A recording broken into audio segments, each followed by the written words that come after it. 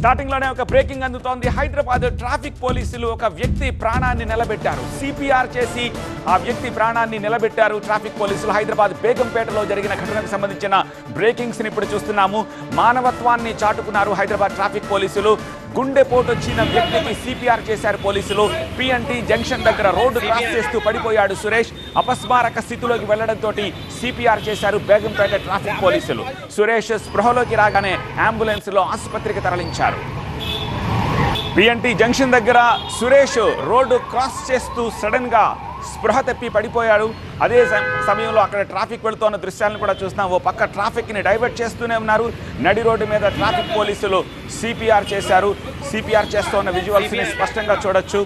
Exact గా అతనికి అది అవసరమని గుర్తించారు సిపిఆర్. ఇద్దరు కానిస్టేబుల్స్ సిపిఆర్ చేస్తున్నారు.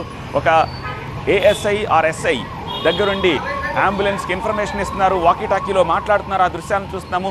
మరో ఇద్దరు కానిస్టేబుల్స్ ట్రాఫిక్ నియంత్రిస్తున్నారు.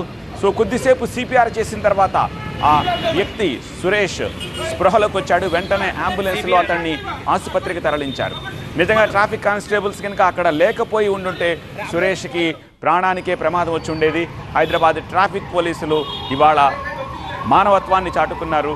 గుండెపోటు వచ్చిన వ్యక్తికి సిపిఆర్ చేసి ప్రాణాలని నిలబెట్టారు.